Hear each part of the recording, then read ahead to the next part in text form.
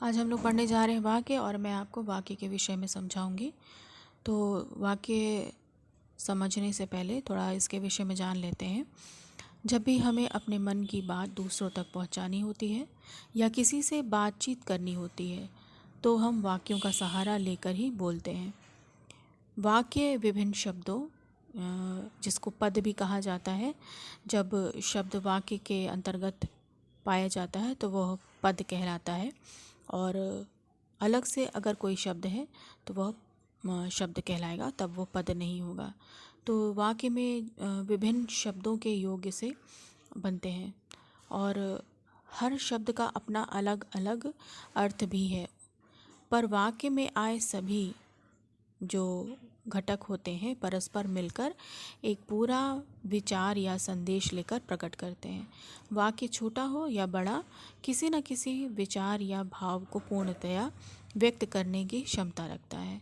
तो चाहे आप दो या एक शब्दों को लेके ही कुछ वाक्य बोलें, या 5-6 शब्दों के साथ, पदों के साथ आप किसी वाक्य को बोलें, आपके जो भी वाक्य हैं वो भावपूर्ण होने चाहिए और किसी न किसी अर्थ को प्रकट करने वाले होने चाहिए, तभी वह वाक्य कहलाएंगे। तो वाक्य में निम्नलिखित बातों को ध्यान में रखनी है हमें। वाक्य की रचना शब्दों या पदों के योग्य से होती है, ये आप जानते ही हैं। और शब्द की रचना वर्णों के मेल से होती है। सार्थक वर्णों के मेल से शब्द बनते हैं, और यही शब्द जब सार्थक अर्थों के साथ एक व्याकरणिक रूप में बंधते हैं एक साथ, तो वह वाक्य का रूप हो जाते हैं। वाक्य अपने में पूर्ण तथा स्वतंत्र होता है। वाक्य किसी न किसी भाव या विचार को पूर्णतया प्रकट कर पाने में सक्षम होता है। उदाहरण के लिए, यदि कोई व्यक्ति कहता है सफ़ेद जूते, तो यह वाक्य नहीं कहा जा सकता, क्योंकि यहाँ पर किसी ऐसे विचार या संदेश का ज्ञान नहीं होता जिसे वक्ता बताना चाहता हो। अगर सफ़ेद जूते हम बोलेंगे तो हम नहीं समझ पाएंगे कि सफ़ेद जूते उस व्यक्ति को चाहिए, या उस व्यक्ति के खो गए हैं, या उसने कोई सफ़ेद अच्छे जूते देखे हैं। अगर इस वाक्य को इस तरह से कहा जाए, मुझे सफ़ेद जूते खरीदने हैं, तो ये एक पूर्ण वाक्य कहलाएगा, क्योंकि यहाँ सफ़ेद जूतों के विषय में बोलने वाले का भाव स्पष्ट प्रकट हो रहा है। तो वाक्य जो है चाहे कम शब्दों के ही हों, लेकिन पूर्ण होने चाहिए, उसका भाव पूरा होना चाहिए। अगर मान लीजिए आपसे किसी ने प्रश्न किया, तुम्हें भूख लगी है, तो आप तो या तो पूरे वाक्य में ही बोल सकते हैं शब्दों का प्रयोग करके, हाँ मुझे भूख लगी है, या हाँ या नहीं में भी आप उत्तर दे सकते हैं। तो ये भी एक वाक्य ही कहलाएगा, और इससे भाव प्रकट होगा आपके हाँ या नहीं उत्तर देने पर। अब इसके बाद आते हैं वाक्य के घटक या वाक्य के अंग। तो वाक्य के 2 अंग होते हैं, उद्देश्य और विधेय। तो उद्देश्य क्या होता है? वाक्य में कर्ता या उसके विस्तार, या जिस व्यक्ति या वस्तु के बारे में कहा जाए उसे उद्देश्य कहते हैं। मुख्य रूप से कर्ता ही वाक्य में उद्देश्य कहलाता है। जैसे एक वाक्य है, मोहन बाजार जा रहा है, तो इस पूरे वाक्य में अगर किसी व्यक्ति के लिए कुछ कहा जा रहा है तो वो है मोहन।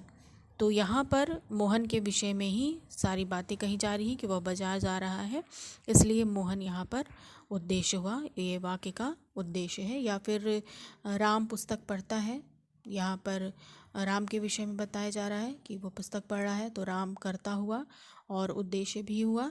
राजेश क्रिकेट खेलता है, तो राजेश कर्ता हुआ और उद्देश्य भी हुआ। उसके बाद हम देखेंगे, इसके बाद है विधेय, जो वाक्य का दूसरा भाग होता है। वाक्य में 2 भाग होते हैं, उद्देश्य और विधेय। तो विधेय के विषय में हम जान लें कि वाक्य में कर्ता या उद्देश्य के बारे में जो कुछ भी कहा जाए उसे विधेय कहते हैं। जैसे ऊपर वाले वाक्य में, पहले वाले वाक्य में मैंने बताया मोहन बाज़ार जा रहा है, तो मोहन जो है वो उद्देश्य है, और मोहन के विषय में जो कुछ भी कहा गया, जैसे कि वो बाज़ार जा रहा है, तो यह हो गया विधेय हो गया। साधारणतया कर्ता उद्देश्य होता है और क्रिया विधेय होती है। अगर साधारण भाषा में आपको समझना हो कि क्या उद्देश्य है और क्या वाक्य में कौन सा विधेय है, तो आप ये जान लीजिए, जो वाक्य का कर्ता है वह उद्देश्य होता है, और उसमें जो क्रिया का विस्तार होता है वह विधेय के अंतर्गत आ जाता है। तो मोहन बाजार जा रहा है, इस वाक्य में मोहन उद्देश्य है। इस बात को पहले ही स्पष्ट किया जा चुका है और वाक्य का शेष अंश बाजार जा रहा है मोहन के बारे में कहा गया है, इसलिए यह इस वाक्य का विधेय है। और कुछ और उदाहरण भी आपको बता देती हूँ। जैसे शीला गाना गा रही है, तो शीला के विषय में बात हो रही है, शीला करता है, शीला उद्देश्य हो गई, और गाना गा रही है विधेय हो गया। महात्मा गांधी हमारे प्रिय नेता थे, तो महात्मा गांधी के विषय में बात हो रही है, तो महात्मा गांधी उद्देश्य हो गए। हमारे प्रिय नेता थे, ये विधेय हो गया। हमारे प्रिय नेता राजीव गांधी की हत्या कर दी गई। अब ये थोड़ा बड़ा सेंटेंस है, तो यहाँ पर आपको समझने में ये ध्यान देना होगा कि जिस किसी के विषय में बात की जा रही है वह है हमारे प्रिय नेता राजीव गांधी। केवल राजीव गांधी लिखेंगे तो उद्देश्य का पूरा भाग पूरा नहीं होगा, आपको पूरा लिखना होगा हमारे प्रिय नेता राजीव गांधी। और अगर केवल ये लिखा होता राजीव गांधी की हत्या कर दी गई, तो यहाँ पर उद्देश्य केवल राजीव गांधी होते, लेकिन वाक्य में है हमारे प्रिय नेता राजीव गांधी की हत्या कर दी गई, इसलिए यहाँ पर उद्देश्य है हमारे प्रिय नेता राजीव गांधी, और विधेय हो गया की हत्या कर दी गई। फिर है मैं कल दिल्ली जाऊँगा, तो जो करता है वह है मैं, और मैं के विषय में जो विस्तार हो रहा है क्रिया का वह है कल दिल्ली जाऊँगा। तो ये कुछ उदाहरण हो गए उद्देश्य और विधेय के। उसके बाद जो वाक्य के बाद जो आपको समझना है उद्देश्य और विधेय समझने के बाद वह है उद्देश्य और विधेय का विस्तार। तो अगर हम इसको ध्यान में दें तो हम ये कहेंगे कि केवल क्रिया ही विधेय कही जाती है, और क्रिया का कर्ता उद्देश्य कहलाता है। अगर किसी वाक्य में कर्ता है तो वह उद्देश्य बन जाता है, और क्रिया जो होती है वह विधेय कहलाती है। किंतु जो शब्द उद्देश्य और विधेय की विशेषता प्रकट करते हैं अथवा उनके अर्थ में वृद्धि करते हैं वे विस्तारक कहलाते हैं। अब ये विस्तारक क्या है उद्देश्य और विधेय के, और इसको हम जानते हैं। पहले उद्देश्य के विषय में हम जानेंगे उद्देश्य के विस्तारक कौन कौन से हैं। तो उद्देश्य के अर्थ में विशेषता प्रकट करने के लिए जो शब्द अथवा वाक्यांश उसके साथ जोड़े जाते हैं वह उद्देश्य विस्तारक कहलाता है या उद्देश्य का विस्तार कहलाता है। जैसे काली गाय घास चरती है, कमल का भाई मूर्ख है, पड़ोस में रहने वाले शर्मा जी विदेश चले गए। तो इन वाक्यों में गाय, भाई तथा शर्मा जी उद्देश्य हैं, तथा काली, कमल का और पड़ोस में रहने वाले, यह तीनों क्रमशः उन तीनों उद्देश्यों के अर्थ में वृद्धि करने के कारण उद्देश्य के विस्तारक हैं। मतलब काली गाय घास चरती है। अब मेन तो यहाँ पर मुख्य जिसके विषय में बात किया जा रहा है वह है गाय, लेकिन गाय को एक विशेषता दे दी गई है यहाँ पर काली कहकर। तो यह जो काली जो ये शब्द लिखा है यह उद्देश्य का विस्तार कर रहा है, उसके विषय में विस्तार से बता रहा है। कमल का भाई मूर्ख है। अब बात तो हो रही है कमल के भाई की, लेकिन यहाँ पर कमल का लिखकर बता दिया जा रहा है, उसको इम्पोर्टेंस दी जा रही है। इसका मतलब ये है उद्देश्य का विस्तार हुआ। पड़ोस में रहने वाले शर्मा जी विदेश चले गए। तो बात हो रही है शर्मा जी की, लेकिन बताया जा रहा है कि वो कौन है, पड़ोस में रहने वाले। तो इस प्रकार उद्देश्य के विस्तार को हम समझ सकते हैं। कुछ और भी उदाहरण आप सुन लीजिए। जैसे राम ने रावण को मारा, तो ये हो गया उद्देश्य। और इसी प्रकार अगर अगला होगा दशरथ के पुत्र राम ने रावण को मारा, तो यहाँ पर हो जाएगा ये उद्देश्य का विस्तार। कौन सा हो जाएगा, राम ने रावण को मारा, तो राम ने उद्देश्य है केवल, यहाँ पर उद्देश्य का विस्तार नज़र नहीं आ रहा है। लेकिन जब हम इसी राम ने ना कहकर अगर हम कहेंगे दशरथ के पुत्र राम ने रावण को मारा, तो यह हो जाएगा उद्देश्य का विस्तार। इसी प्रकार विधेय का विस्तार भी है, इसको भी हम देख लेते हैं कि जैसे एक उदाहरण आप देख लीजिए, घोड़ा तेज दौड़ रहा है, भावेश परिश्रमी है, राघव खाकर सो गया, विदेशियों ने भारत पर आक्रमण कर दिया। तो पहला वाक्य है घोड़ा तेज दौड़ रहा है।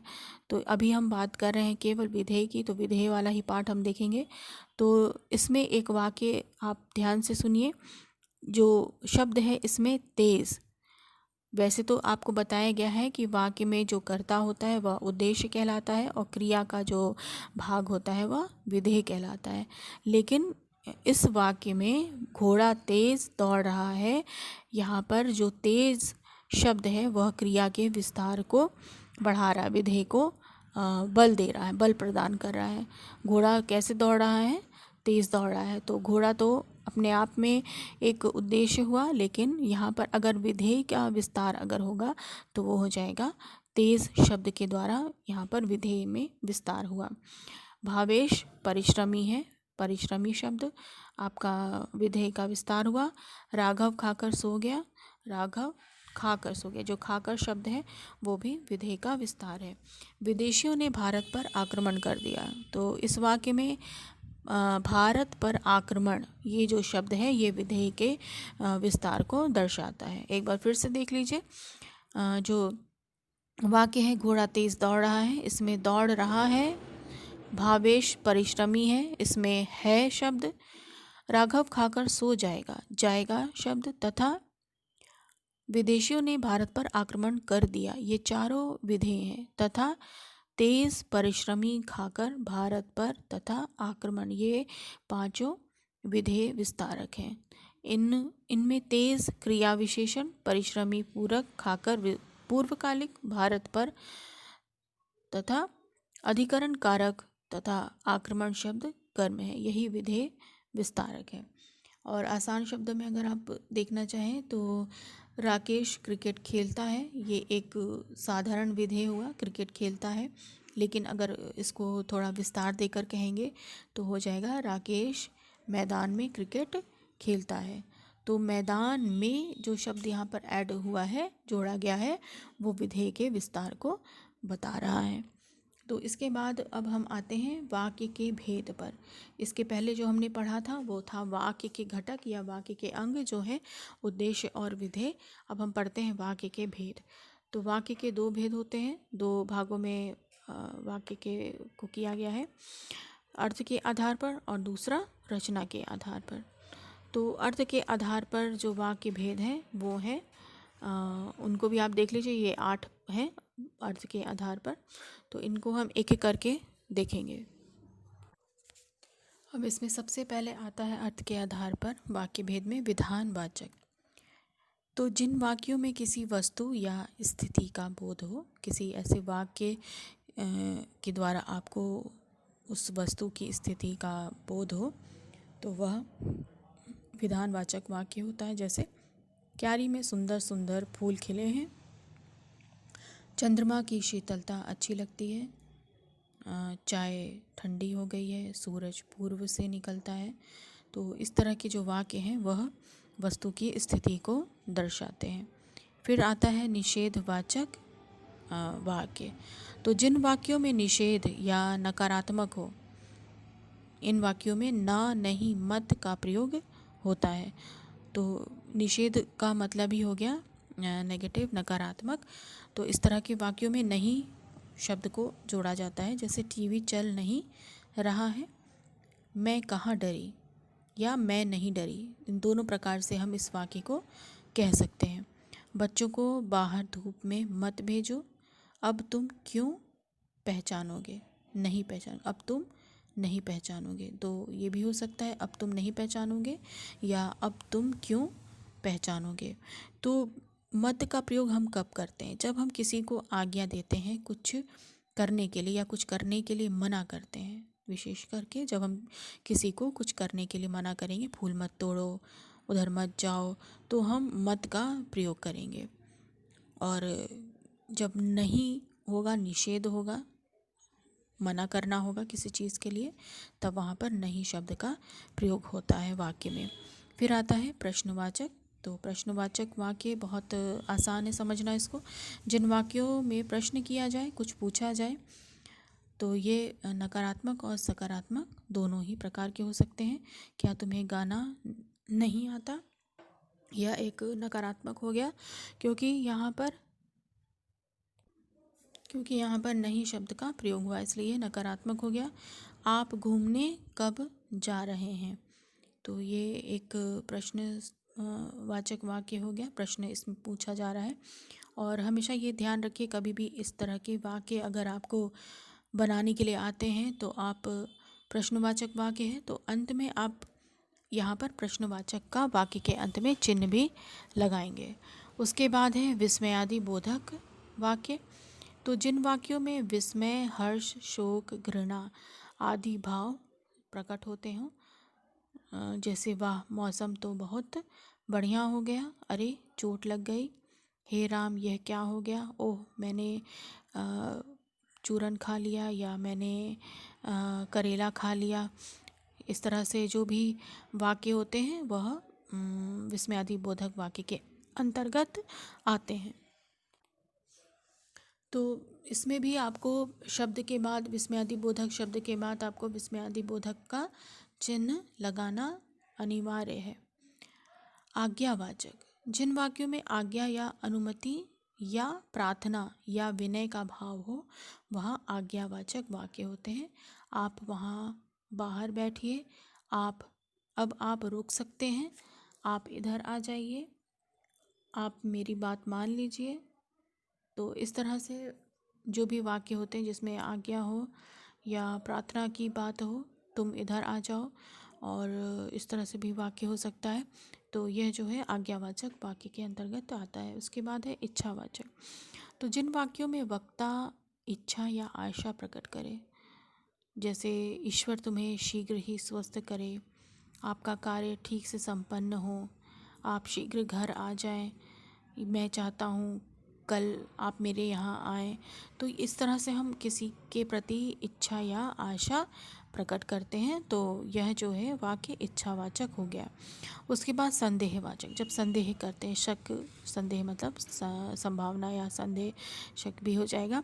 जिन वाक्यों में संदेह या संभावना का भाव प्रकट हो, शायद आज शाम तक वर्षा हो, यहाँ पर संभावना जताई जा रही है कि शाम तक वर्षा हो, अब तक वह मुंबई पहुँच गया होगा, संभावना है यहाँ पर भी मुंबई पहुँच गया होगा। या इस तरह से इसमें भी एक वाक्य बता सकते हैं, जैसे बहुत रात हो गई है, उसे अब तक आ जाना चाहिए, तो यहाँ पर भी हम संभावना को प्रकट कर रहे हैं। फिर है संकेत वाचक। तो जिन वाक्यों में एक क्रिया का होना दूसरी पर निर्भर करे, वह संकेत वाचक में आ जाएगा।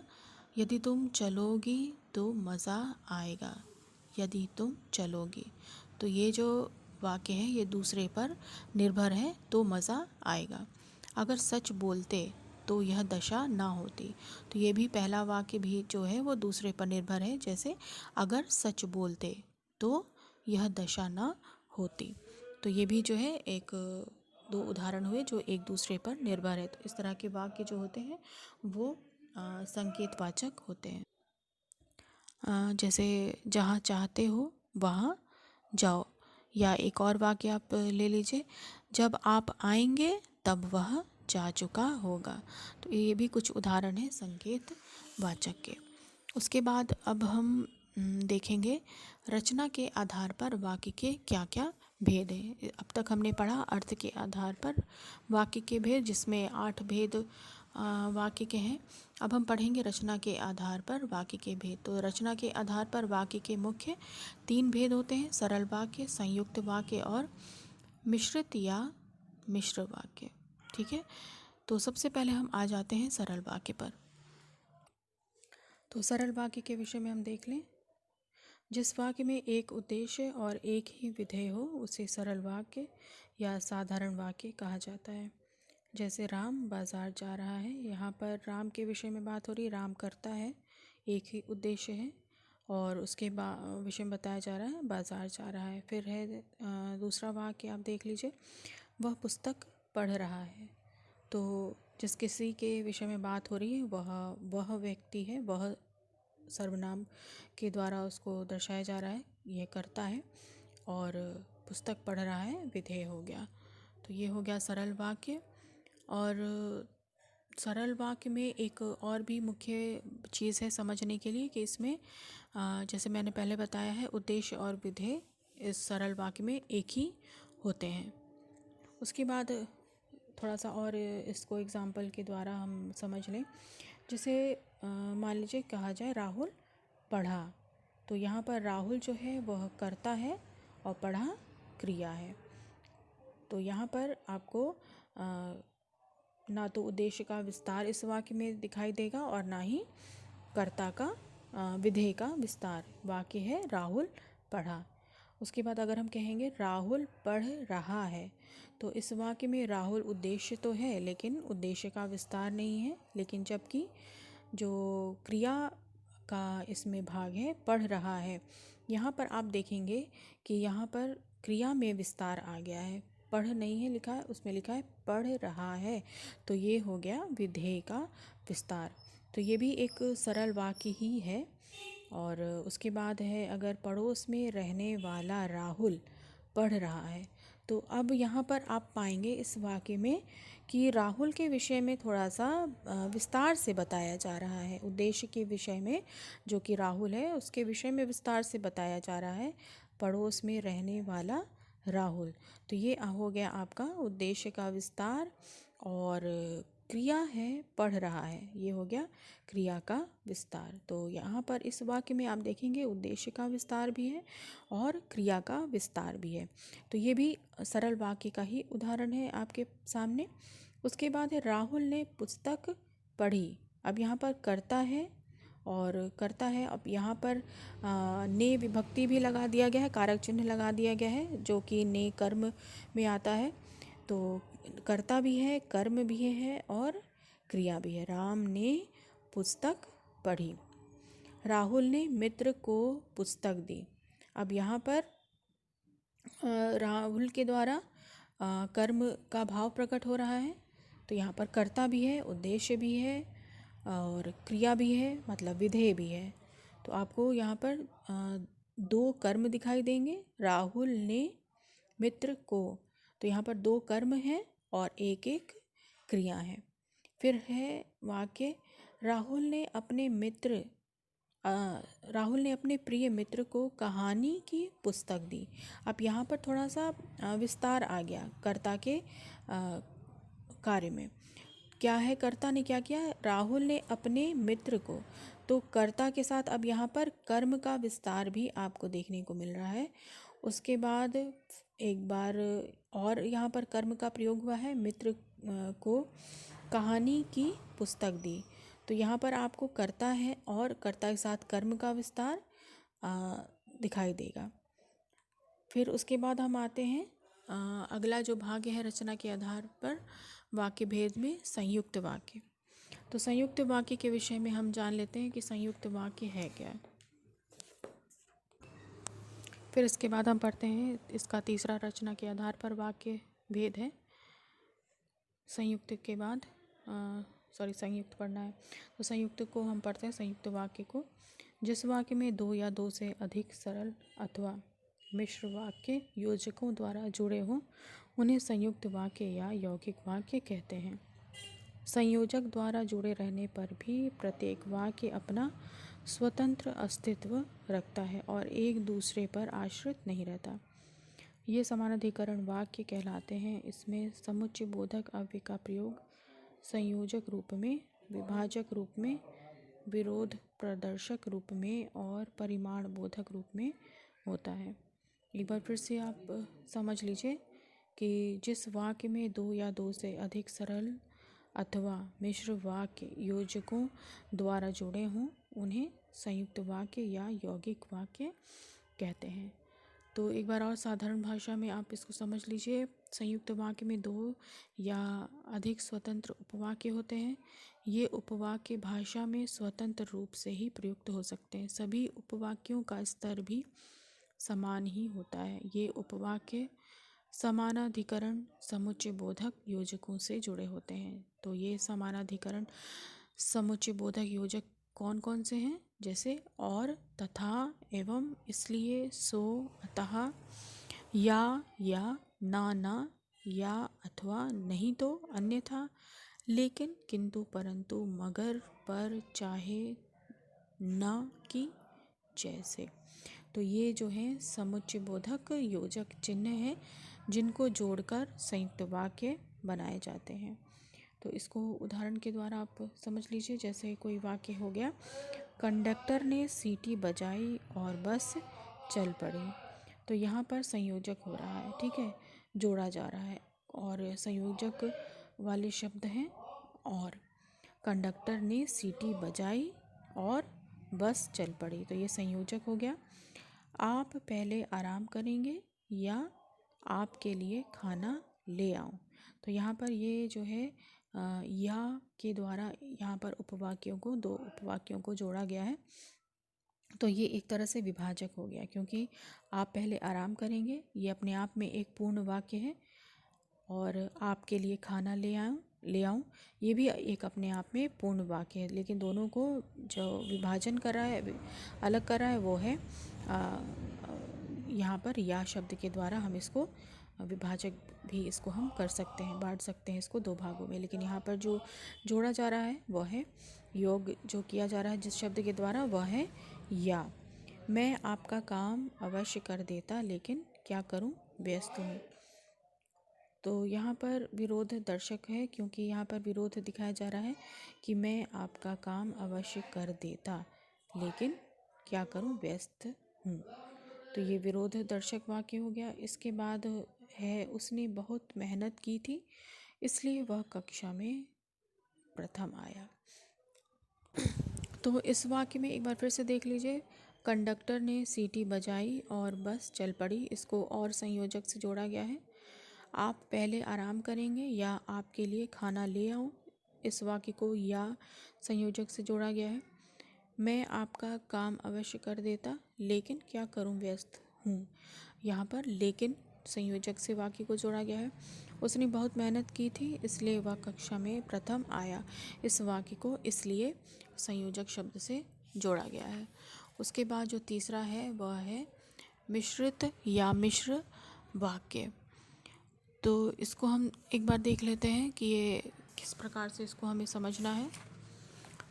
तो मिश्र वाक्य में एक प्रधान उपवाक्य के साथ साथ एक या एक से अधिक आश्रित उपवाक्य जुड़े होते हैं, उसे जटिल या मिश्र वाक्य कहा जाता है। तो जैसे जिन वाक्यों में एक स्वतंत्र उपवाक्य होता है और शेष उस पर आश्रित होते हैं, स्वतंत्र उपवाक्य को प्रधान उपवाक्य भी कहा जाता है। इसके उपवाक्य व्यधिकरण योजकों से जुड़े होते हैं, क्योंकि इसलिए, चूँकि, इस कारण, यद्यपि, तथापि, यदि, तो, अर्थात, मानो, यहाँ तक, ताकि, इस तरह के इसमें उपवाक्य हैं जिसको इन शब्दों के द्वारा मिश्रित वाक्य को हम जोड़ सकते हैं। तो जैसे उदाहरण हो गया, जो मित्र कल बाज़ार में मिला था उसे नौकरी मिल गई। उसके बाद दूसरा उदाहरण देख लीजिए, वह कार्यक्रम में नहीं पहुंच सकी क्योंकि उसका बेटा बीमार था। यहाँ पर जो ये मिश्र वाक्य है उसको भी जो है क्योंकि यहाँ पर संयोजक है, क्योंकि लगाकर भी जोड़ा गया है। मेरा यह सोचना कि तुम समझदार व्यक्ति बनोगे गलत निकला।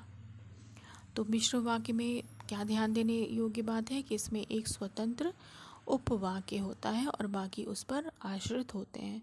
तो ये स्वतंत्र वाक्य कौन से हैं, आप किस तरह पहचानेंगे मिश्र वाक्य को? जैसे पहले उदाहरण दिया हुआ है, जो मित्र कल बाज़ार में मिला था उसे नौकरी मिल गई। तो यहाँ पर जिस किसी के विषय में बात हो रही है वह है मित्र के विषय में। जो मित्र बाज़ार में कल बाज़ार में मिला था, यहाँ पर उद्देश्य का विस्तार भी हो गया है और ये एक मुख्य उपवाक्य हो गया, उसे नौकरी मिल गई। तो उसके विषय में जो मुख्य बात कही जा रही है वह है उसे नौकरी मिल गई। वह कार्यक्रम में नहीं पहुंच सकी क्योंकि उसका बेटा बीमार था।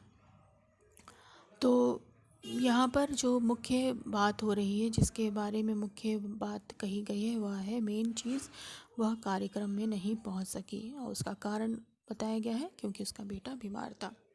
फिर अगला वाक्य है, मेरा यह सोचना कि तुम समझदार व्यक्ति बनोगे गलत निकला। तो इसमें भी मेरा यह सोचना ये मुख्य उपवाक्य हो गया। उसके बाद हम देखते हैं कुछ और भी उदाहरण। वह कौन सा क्षेत्र है जहाँ महिलाओं ने अपना कदम नहीं रखा। तो यहाँ पर अगर प्रधान उपवाक्य की बात करें तो हो जाएगा जहाँ महिलाओं ने अपना कदम नहीं रखा। ये उपवाक्य हो गया मुख्य। गहन से गहन संकट हो फिर भी वह हंसता रहता है। तो यहाँ पर जो मुख्य उपवाक्य है वह है मेन, जो इस वाक्य में ध्यान देने योग्य बात है वह है हंसता रहता है। तो ये हो गया रचना के आधार पर वाक्य भेद, सरल, संयुक्त और मिश्र वाक्य। अब इसके बाद हम देखते हैं, अब हम इसके बाद जो नेक्स्ट पार्ट है वो हम पढ़ेंगे उपवाक्य। तो ऐसा पद समूह जिसका अपना स्वतंत्र अर्थ हो, जो एक वाक्य का भाग हो और जिसमें एक उद्देश्य और विधेय हो, उपवाक्य कहलाता है। फिर से एक बार सुन लीजिए, ऐसा पद समूह, यह मतलब वाक्य में कुछ जो शब्द होते हैं जो कि वाक्य में आके पद बन जाते हैं, तो कुछ ऐसे पदों का समूह हो जिसका एक अपना स्वतंत्र अर्थ निकलता हो और जो एक वाक्य का भाग हो और जिसमें एक उद्देश्य और एक विधेय हो, वो उपवाक्य कहलाते हैं। तो ये जो उपवाक्य हैं ये मिश्र वाक्य में आश्रित उपवाक्य मुख्यतः तीन प्रकार के होते हैं। तो ये उपवाक्य आपको मुख्यतः मिश्र वाक्य में ही देखने को मिलेंगे। पहला हो गया है संज्ञा उपवाक्य, विशेषण उपवाक्य और क्रिया विशेषण उपवाक्य। तो इन तीनों को समझने से पहले कुछ और भी दो मुख्य भाग हैं उपवाक्य के, उनको हम देख लेते हैं, प्रधान उपवाक्य और आश्रित उपवाक्य। तो प्रधान उपवाक्य क्या है? जो उपवाक्य पूरे वाक्य से अलग भी लिखा जाए तथा जिसका अर्थ किसी दूसरे पर आश्रित ना हो, उसे प्रधान उपवाक्य कहते हैं। उदाहरण के लिए उपर्युक्त वाक्यों में गहरे काले अंश को देखिए। तो आपको मैं ऐसे बोल के समझा दे रही हूँ कि कैसे उपवाक्य को आप समझ सकते हैं। तो उपवाक्य, जो प्रधान उपवाक्य वो क्या है? जो उपवाक्य पूरे वाक्य से अलग भी लिखा जाए तथा जिसका अर्थ किसी दूसरे पर आश्रित हो, उसे प्रधान उपवाक्य कहते हैं। और जो आश्रित उपवाक्य है वह आश्रित उपवाक्य प्रधान उपवाक्य के बिना पूरा नहीं अर्थ नहीं दे सकता। जो आश्रित उपवाक्य है वो प्रधान उपवाक्य के बिना पूरा अर्थ नहीं दे सकता, क्योंकि वह उपवाक्य के ऊपर, प्रधान उपवाक्य के ऊपर आश्रित है, निर्भर है। आश्रित है मतलब निर्भर है, तभी इसका नाम पड़ा है आश्रित उपवाक्य। यह स्वतंत्र रूप से लिखा भी नहीं जा सकता। जैसे यदि कैलाश आ जाए तो मैं उसके साथ खेलूं।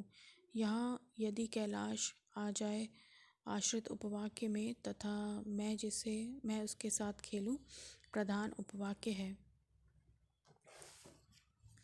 तो इसको समझने के लिए आप ध्यान से समझ लीजिए कि प्रधान उपवाक्य और आश्रित उपवाक्य, ये उपवाक्य के दो मुख्य भेद हैं। उसके बाद आता है आश्रित उपवाक्य के 3 प्रकार, जो कि मैंने पहले बताया है, संज्ञा उपवाक्य, विशेषण उपवाक्य और क्रिया विशेषण उपवाक्य। तो इसमें सबसे पहले हम पढ़ेंगे संज्ञा उपवाक्य। तो जिस आश्रित उपवाक्य का प्रयोग प्रधान उपवाक्य की क्रिया के कर्म या पूरक के रूप में प्रयुक्त होता है, उसे संज्ञा उपवाक्य कहते हैं। जैसे राजू ने कहा कि वह कल मुंबई जा रहा है। तो इसमें जो है वह कल मुंबई जा रहा है वाक्य संज्ञा उपवाक्य है। संज्ञा उपवाक्य बहुधा प्रधान उपवाक्य से की योजक द्वारा जुड़े होते हैं। तो कैसे आप समझेंगे इसको? संज्ञा उपवाक्य है कि संज्ञा उपवाक्य की योजक के द्वारा जुड़े होते हैं प्रधान उपवाक्य से। राजू ने कहा कि वह कल मुंबई जा रहा है। अब राजू के विषय में बताया जा रहा है। राजू जो है करता है और उद्देश्य भी है और विधेय हो गया आपका, वह कल मुंबई जा रहा है। तो यह संज्ञा का उपवाक्य हो गया। उसके बाद है विशेषण उपवाक्य। जो आश्रित उपवाक्य अपने प्रधान वाक्य की किसी संज्ञा या सर्वनाम की विशेषता बताता है उसे विशेषण उपवाक्य कहते हैं। फिर से एक बात सुन लीजिए, जैसे जो आश्रित उपवाक्य आपने अभी समझा है कि उपवाक्य में दो भाग होते हैं, प्रधान उपवाक्य और आश्रित उपवाक्य।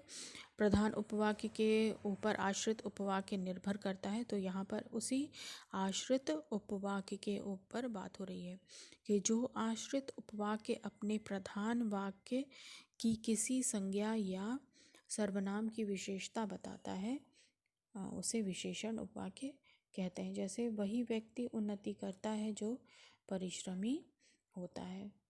तो यहाँ पर उसके बाद आता है क्रिया का क्रिया विशेषण उपवाक्य। तो जो आश्रित उपवाक्य प्रधान उपवाक्य की क्रिया या विशेषण बनकर आता है वह क्रिया विशेषण उपवाक्य कहलाता है। जैसे जब तुम मेरे घर आए तब मैं घर पर नहीं था। तो इस वाक्य में मैं घर पर नहीं था मुख्य उपवाक्य है तथा जब तुम मेरे घर आए क्रिया विशेषण उपवाक्य है। उसके बाद हम देखते हैं इन तीनों के बाद आता है वाक्य रूपांतरण।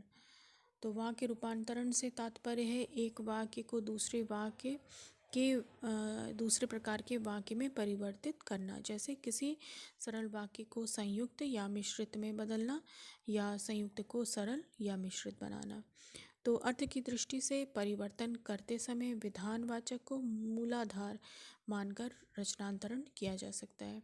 जैसे रमा मिठाई बनाती है, ये विधानवाचक हो गया। रमा मिठाई नहीं बनाती, निषेधवाचक में बदल दिया इसको।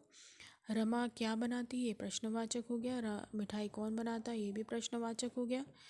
आज रमा मिठाई बनाए, इच्छावाचक, मतलब यहाँ पर इच्छा प्रकट की जा रही है। आज रमा मिठाई बनाए। शायद रमा मिठाई बना रही होगी, ये संदेहवाचक हो गया। यदि रमा मिठाई बनाती है तो संकेतवाचक। तो के बाद कुछ अन्य भी आप इसमें ऐड कर सकते हैं। तो मेहमानों को खिलाया जा सकता है। इस तरह से रमा मिठाई बनाओ, यहाँ पर आज्ञावाचक हो गया, आज्ञा दिया जा रहा है। अरे रमा मिठाई बनाती है, ये विस्मयादि बोधक वाक्य हो गया। अब हम यहाँ पर सरल वाक्य को संयुक्त वाक्य में या और मिश्रित वाक्य में परिवर्तित करना सीखेंगे। तो एक सरल वाक्य है जिसको हम मिश्र वाक्य में बदलेंगे। साहसी विद्यार्थी उन्नति करते हैं। अब इसको हम मिश्र वाक्य में बदलेंगे किस तरह से? जो विद्यार्थी साहसी होते हैं वे उन्नति करते हैं।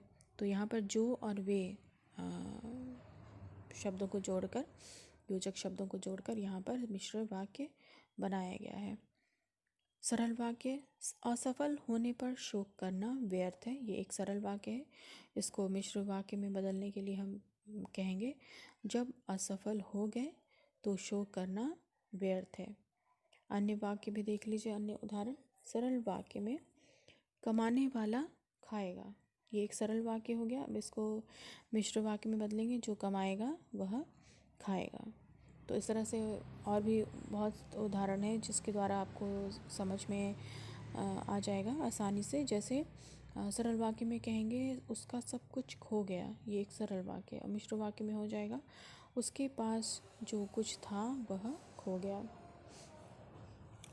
अब कुछ संयुक्त वाक्य में भी बदल कर देखा जाए कि संयुक्त वाक्य में कैसे हम बदल सकते हैं। सरल वाक्य हो गया सुरेश के आ जाने से सब प्रसन्न हो गए। अब इसको संयुक्त वाक्य में हमें बदलना है। तो संयुक्त वाक्य में समुच्चय बोधक योजक से हम वाक्यों को जोड़ते हैं, उपवाक्यों को। सुरेश आ गया अतः सब प्रसन्न हो गए। सरल वाक्य है एक, सूर्य के छिपने पर अंधेरा छा गया। अब संयुक्त वाक्य में इसे बदलना है, सूर्य छिपा और अंधेरा छा गया। एक अन्य उदाहरण सरल वाक्य में, मैं अपना शेष जीवन अमेरिका में बिताऊंगी। संयुक्त वाक्य में कहेंगे, मैं अमेरिका जाऊंगी तथा अपना शेष जीवन वहीं बिताऊंगी। तो इस तरह से सरल वाक्य के द्वारा आप मिश्र वाक्य में और संयुक्त वाक्य में वाक्यों को बदल सकते हैं। और सरल वाक्य से मिश्र में और मिश्र से संयुक्त के अलावा मिश्रित वाक्य को हम सरल वाक्य में भी और सरल वाक्य को संयुक्त वाक्य में भी बदल सकते हैं। तो इसके बाद अगर इस चैप्टर में कुछ शेष रह गया तो वह है वाक्य संश्लेषण। तो वाक्य संश्लेषण क्या है? इसका अर्थ होता है कि कई वाक्यों को मिलाकर एक बनाना। जैसे, मैंने एक गरीब स्त्री को देखा, वह भूखी थी, वह सबसे खाना मांग रही थी। तो यहाँ पर एक मुख्य बात है, वह मैंने एक गरीब स्त्री को देखा, और इसी को मिलाकर वाक्य का संश्लेषण किया गया, वाक्य को विस्तार दिया गया। वह भूखी थी और वह सबसे खाना मांग रही थी। अब यहाँ पर आगे आता है वाक्य संश्लेषण में सरल वाक्य संश्लेषण। एक गांव था, गांव में एक घर था, घर कच्चा था। तो सरल वाक्य में इसको कैसे लिखेंगे? एक गांव में एक कच्चा घर था। इसको जो अलग अलग छोटे छोटे वाक्य हैं उनको एक साथ जोड़ के सरल वाक्य बना दिया गया। अब एक इसको हम इस तरह से भी देख सकते हैं, लोग ट्रेन की प्रतीक्षा कर रहे हैं, ये एक वाक्य हो गया। दूसरा हुआ ट्रेन जम्मू जाएगी। तीसरा हो गया ट्रेन एक्सप्रेस है। तो इन तीनों को अगर एक सरल वाक्य में हम बोलेंगे तो हम कहेंगे लोग जम्मू जाने वाली एक्सप्रेस ट्रेन की प्रतीक्षा कर रहे हैं। अब उसके बाद हम पढ़ेंगे मिश्र वाक्य संश्लेषण। तो तीन यहाँ पर एक बच्ची भूखी थी, ये एक वाक्य हो गया। दूसरा हुआ किसी ने उसके लिए खाना मंगवाया। तो इसको मिश्र वाक्य में कैसे जोड़कर बताएंगे? जो बच्ची भूखी थी, किसी ने उसके लिए खाना मंगवाया। अन्य उदाहरण है, किसी ने मुझे गिरने से बचाया। दूसरा वाक्य हुआ वह मेरा मित्र था। उसके बाद संयुक्त वाक्य विश्लेषण होगा, उसे खेलने जाना था, ये एक वाक्य हो गया। दूसरा वाक्य हुआ उसने जल्दी से गृह कार्य पूरा कर लिया। तो संयुक्त वाक्य में इसको एक साथ हम बोलेंगे, उसे खेलने जाना था इसलिए उसने जल्दी से गृह कार्य पूरा किया। फिर है वह स्कूल से आया, वह सोफे पर लेटा, वह टीवी देखने लगा। अब इसको संयुक्त में एक करके हम बोलेंगे, वह स्कूल से आकर सोफे पर लेटा और टीवी देखने लगा। मैं नाश्ता करूँगा, मैं पढ़ाई करूँगा। संयुक्त वाक्य में बोलेंगे, मैं नाश्ता करके पढ़ाई करूँगा। अब इसमें वाक्य में कुछ है वाक्य शुद्धि। कभी कभी लिंग, वचन या पदक्रम आदि की जानकारी ना होने के कारण अशुद्धियाँ हो जाती हैं। उदाहरण के रूप में देख लीजिए, आप कहानी संग्रह क्या पढ़ेंगी? शुद्ध वाक्य होगा, क्या आप कहानी संग्रह पढ़ेंगी? गांधी जी का देश त्याग नहीं भूल सकता। देश गांधी जी का त्याग नहीं भूल सकता। यह नहीं ठीक है, यह ठीक नहीं है। कई स्कूल के बच्चे फिर से एक बार सुनिए, कई स्कूल के बच्चों को आगे दाखिला नहीं मिला। स्कूल के कई बच्चों को आगे दाखिला नहीं मिला। आप यहाँ आओ, आप यहाँ आइए, मैडम आपको बुलाए हैं, मैडम ने आपको बुलाया है। तो और भी बहुत सारे एग्जाम्पल हैं जिसके द्वारा आप शुद्ध वाक्य और अशुद्ध वाक्य को समझ सकते हैं। अगर आपको व्याकरण की सही जानकारी है तो आप शुद्ध वाक्य अवश्य लिख सकते हैं, सही क्रिया का प्रयोग कर सकते हैं, सही लिंग वचन का आप प्रयोग कर सकते हैं। तो इस पाठ में हमने जो जो सीखा वह था वाक्य कि वाक्य क्या है। तो वाक्य है जो किसी भाव या विचार को पूर्णतया प्रकट करे, व्यक्त करे पूर्ण रूप से, उसे हम वाक्य कहते हैं। और वाक्य के हमने दो भेद पढ़े अर्थ के आधार पर। वाक्य के दो भेद थे, अर्थ के आधार पर और रचना के आधार पर। और इन दोनों को पढ़ने के पहले हमने वाक्य के दो घटक पढ़े थे, वो थे उद्देश्य और विधेय। तो अर्थ के आधार पर जो वाक्य के हमने भेद पढ़े वो हैं विधानवाचक, निषेधवाचक, प्रश्नवाचक, विस्मयादि बोधक, आज्ञावाचक, इच्छावाचक, संदेहवाचक और संकेतवाचक। वाचक। उसके बाद रचना के आधार पर जो हमने वाक्य भेद पढ़े वो है सरल, संयुक्त, मिश्रित या मिश्र। एक प्रकार के वाक्य को दूसरे प्रकार के वाक्य में बदलना वाक्य रूपांतरण कहलाता है। उसके बाद जो था लास्ट में अंत में हमने पढ़ा था वो है कई वाक्य को मिलाकर एक वाक्य बनाना वाक्य संश्लेषण कहलाता है। तो ये था वाक्य का चैप्टर और ये आपको समझ में आ गया होगा।